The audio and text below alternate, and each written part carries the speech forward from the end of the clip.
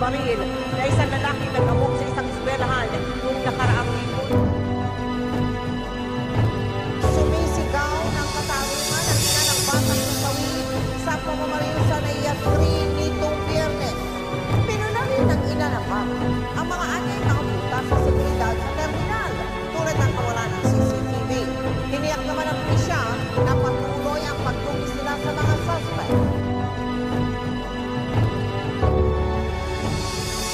Walang puwang nga sa lipunan kung ikaw ay hampas lupa. Hustisya nga nais mo tila malabo mong makuha. Sa gobyernong pinipili kung sino mas papaboran. Basta may pera ora mismo ay masusolusyonan ng mga kaso kahit ang iba ay ilang dekada ang lumipas pero di pa rin makuha ang hustisya. Mas matimbang ang ginto kesa nga ang halaga ng mga mamamayang sinusuong ang sakuna. Wala nang bago, ganun pa rin baluktot ang daan. Ang hustisya sa Pinas katumbas ay ilang daan o ilang libo.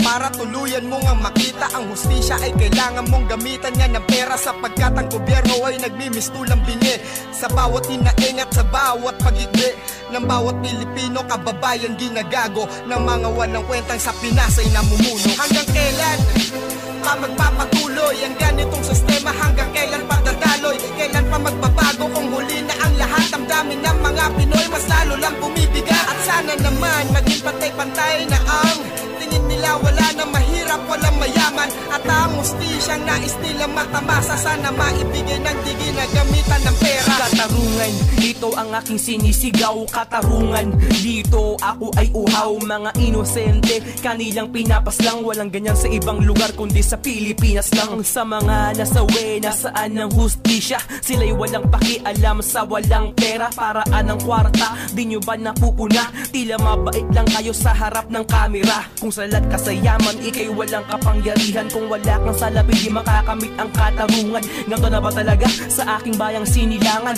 Pera-pera lang ang kanilang kailangan. Mas lumalaganap na ang kasamaan. Pare-parehong Pilipino, kayo ay nagpapatayan. Sa kantang to, sana inyong maunawaan. Kung wala kang pera, di maaasam ang katarungan. Hanggang kailan pa magpapatuloy ang ganitong sistema? Hanggang kailan pa dadaloy? Kailan pa magbabago kung huli na ang lahat? Damdamin ng mga Pinoy mas lalo lang bumibiga. At sana naman maging pantay-pantay na ang tingin nila. Wala na mahirap, walang mayaman. At ang hustisyang nais nila matamasa, sana maibigay ng digi na gamitan ng pera. Sumisigaw, nagpupuyos, naghihinagpes. Nagtatanong kung kailan maiibs ang kanyang pagtangis. Sa loob ng ilang taon nilang paghihintay, hindi mawari kung meron pa nga bang maibibigay na hustisya. Patuloy pa rin na kumakapit sa kahit mainit na araw ay kanyang ipipilit. Ang naipon na galit unti-unti nagdanasa, nahasain ng punyal at tumigil ng umasa. Katulad ng dagat, ang hustisya'y lulunurin. Kung ikay salat sa yaman, patuloy kang dadayain. Ng mas makapangyarihan na sinasamba ay piso,